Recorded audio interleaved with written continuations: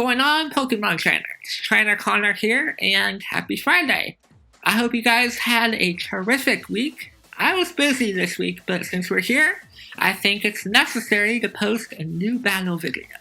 I like this schedule. It's working for me, obviously, and hopefully I continue this trend going forward. Anyways, on with the video here, I'm going to be showcasing to all of you 3 battles from the latest Wi-Fi battle competition, the Winter Global Challenge. Shout out to Cerebi.net for providing the details for this competition, as it ran during Pokemon's 25th anniversary weekend. It was a lot of fun. I got battle points for it, 50 battle points just for participating. However, I didn't read all the rules carefully enough. I thought I brought a mythical legendary with me, but Kyurem is not mythical. It's not classified to be a mythical Pokemon, so that's unfortunate. I was going to use Giratina Origin on my team, but I didn't have a good nature for it. And because I have the battle points now, I plan to use a mint on it for future competitions. In addition to this, I ended up using lower tiered Pokemon just for fun. I don't know, I seemed confident enough to win games using Pokemon like Amoonguss, Metagross, Kyurem, as I mentioned. I did use Cinderace, which was a given. This is so popular. In addition to like Mimikyu and whatnot. I didn't use a Mimikyu because I didn't have one either. I got one finally. But point is, I didn't follow through with all the rules because I was in a rush. Spoilers here, I do not win any of these battles, but in the end, I'll share you proof that I won a few here and there. This was a fun competition and I'm glad to be a part of it. In fact, I wanted to build off it and do Season 16 of Ranked Battles. Anyways, let's go to the battlefield and start these matches, alright? I hope you enjoy them. Okay, this is the first battle against Tom. Thank you, Tom, for the battle, of course. I think this is the worst battle that I had during these 3 that I have, which you'll see what happens. So he starts off Torkoal as I begin with Pikachu, a Pokemon that I decided to bring along just because it was during the anniversary weekend. I felt like using this mystery gift Pikachu that I got, holding the light ball, which boosts up its special attack. Now, on the first turn, I get a critical hit Thunderbolt. It doesn't KO the Torkoal, unfortunately, and then this overheat boosted in the sun.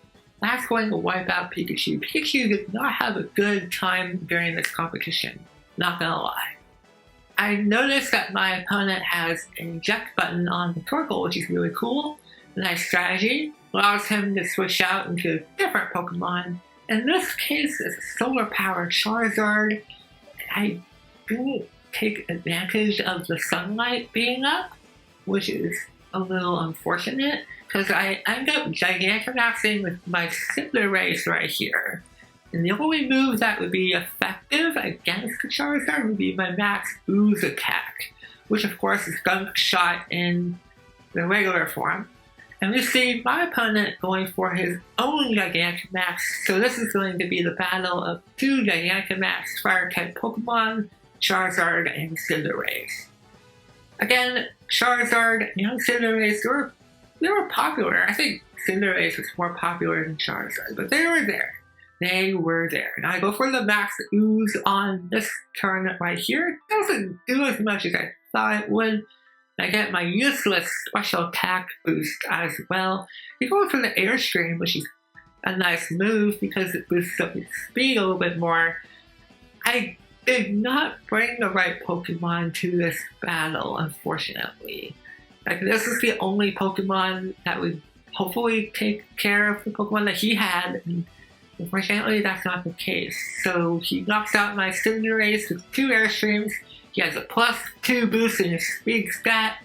My last Pokemon is unfortunately going to be my Kyurem. Yeah, not looking too bright there, but I wanted to get this battle out of the way. This was the best one out of the other ones, because the other ones were also blowouts. They were not as close, or not as closer, I should say. But yeah, that was just not a good look. Not a good start to my battles here, but hey. The rest of them are going to be closer. So Tom, you destroyed me. That was fun. Thank you. And this challenger right here, we're heading to the second battle. This one's a lot of fun, a lot closer. Against a Japanese player. Japanese players tend to be a really good opponent. So she starts off with Djokovic, as I begin with Amunis. Amunis is actually really good in this fight. Nice premiere showing of it. So right off the bat, we get nailed by a Psychic Fangs attack. I go for Spore, and I thought I could, do the whole strategy of going for Spore, putting Pokemon to sleep, and then going for Goo Drain. I go for Goo Drain now as he goes for the switch out into Cinderace. So yes, Cinderace was really popular, guys. It's Pokemon that you had to watch out for. I didn't see Mimikyu. I thought Mimikyu or Xerneas or any of those Pokemon that like to set up, they would be popular, but no, Cinderace was definitely up there. I switch out and go into my own Cinderace, and I'm like, alright, if you want to go, let's do it, because barring a really good prediction, I should be able to survive any one move from this Cinderace, I would say. I go for High Jump Kick. It's the most powerful thing I had to hit Cinderace with. I have the Libero ability, which allows me to turn into a fighting type, and we knock out the Cinderace. So yes, my Cinderace is better. I go for yet another High Jump Kick, and this is really unfortunate. I miss. And then he goes for the Sleep Talk. Had I hit that High Jump Kick there, I think I would have probably won this game or made this match a lot closer. Whereas I don't win this one either, but like I said that earlier in the video. But yeah, it would have been a lot closer if I just knocked out that gosh darn Djokovic, because I would have gone for the Bullet Punch if it was close on low HP and what have you. So unfortunately he has the Sleep Talk, which is a good strategy. It looked like he had that prepared during this competition, which is really interesting. So I go for a Gun Headbutt and I managed to hit it. And it doesn't do the kind of damage it needs to do, because I got lucky there when he woke up and he went for yet another Sleep Talk, and that failed. So he got low HP. I was gonna go for Bullet Punch, but I go for Bullet Punch on this Piloswine. Thought that was a little odd. You could have just left in Djokovic and then bring in Piloswine for free, essentially, but that's not the case. And here my opponent goes for the Dynamax.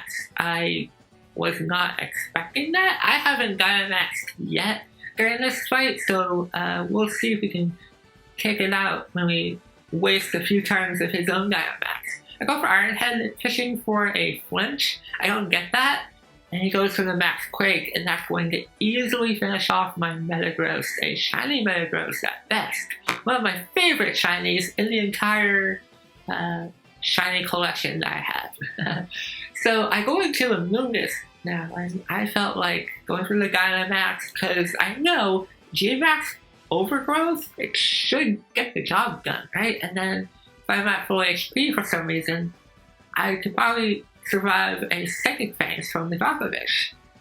But again, that High Jump Kick miss really that put the nail on the coffin there, you know what I'm saying? So if he goes for his Max Guard, I'm okay with that. I get some HP back. I think it was just scouting to see what I would go for. He's faster. I wish I was faster though, and because I'm not at full HP, I will not survive a Psychic Fangs from the Djokovic, which is unfortunate. But Max Overgrowth finally connects, and I thought this would KO the Piloswine, but man, this Piloswine is holding the EV Light or something. Granted, I don't have full special attack EVs on this Amunis. It only has 4. If I had a little bit more, probably would have knocked out the Piloswine. But no, that's just how it goes sometimes. That's Pokemon for you. I get my Black Sludge Recovery, and his Dynamax is all over. Goes for Icicle Crash, and I actually survive it, so yay!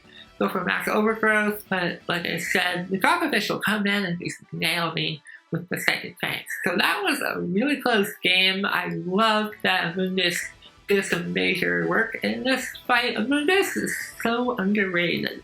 I know there's a lot of Pokemon out there like Venusaur, or to a lesser extent, maybe Vileplume if you're in lower tiers. And Amunis likes to be bulky and just be a threat all at the same time.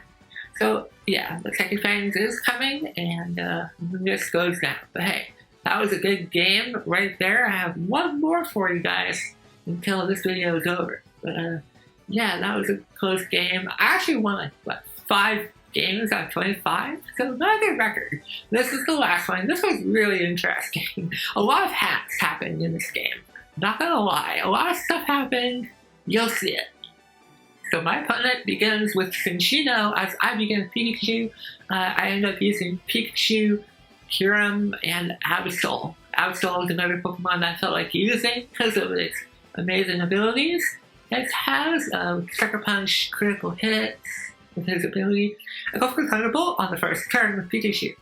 And he has Light Screen. I'm like, oh my gosh. And then he goes for Tail Slap and missed, and I go for Nasty Plot. So I'm like, okay, I know I can live, barring that he doesn't get 4 hits. I can live a few Tail Slaps. He actually gets the exact amount of turns of Tail Slaps to knock out my goddamn Pikachu. So I was like, no! I was going to use Nasty Plot and Thunderbolt to just wreck my opponent.